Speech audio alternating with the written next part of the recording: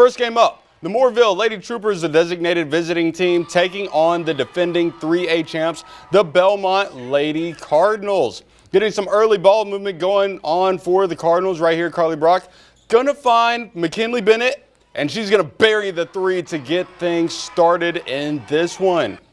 Brock driving again. This time she's gonna kick it out and find Presley Ross for two. Two quick assists for Brock to get this game started. Brock to Bennett. Back to Brock. Hot potato going on, back to Bennett, and she's going to knock down another three right here. Cardinals start the game on a 10-0 run. Coach Higginbottom, he wants his team to keep the pedal to the metal. Brock with the ball again. This time she's going to spin and lay it in herself. Belmont wins this one in dominating fashion, 70-36. Well, I was very proud of the girls. I thought we executed really well offensively and defensively. Just a great team effort, and they've come together at the right time, and we're doing what we need to do to be able to win the game in advance. And our whole goal is win the next game. So I'm proud today that we've reached the next step, winning that next game. The Lady Cardinals will take on Jefferson Davis County in the semifinals next week.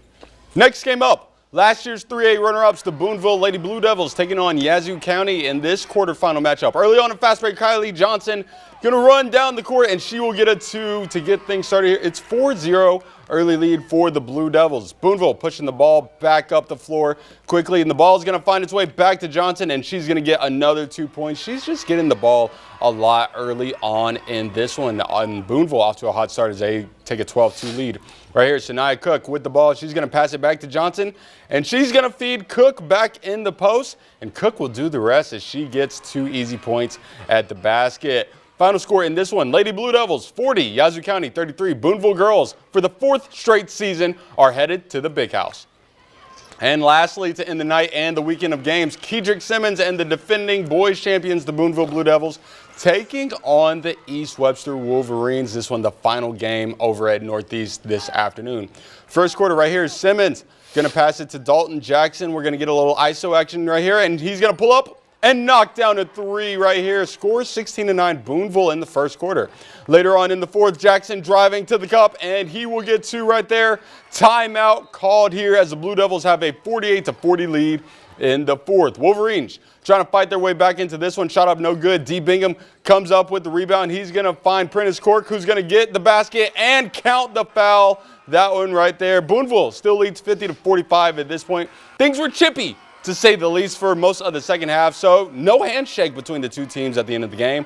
However, Boonville will head to Jackson for the 5th consecutive season as they win this one 56-48. Here's head coach Michael Smith talking about both of his teams going back to Jackson.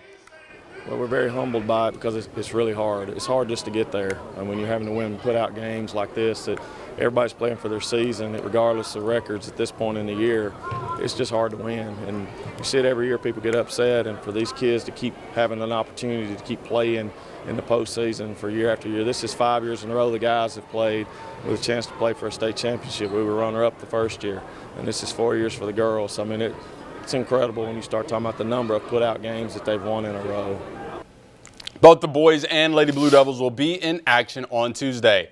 And now that all these games are wrapped up, let's take a look ahead to Monday's action. Tupelo girls, the defending state champions, taking on Northwest Rankin to get things started at 9 a.m. on Monday. And the Starkville girls will follow that game, taking on Biloxi. And later on in the afternoon, the Biggersville girls will be taking on the Taylorsville girls in some 1A action. And the Thrasher girls will be taking on Simmons High following that game. And for the boys, Baldwin Bearcats are going to be taking on Shaw. And to end the night, Coffeyville will be taking on East Marion. And that is just the action that is happening on Monday. And it will be a very busy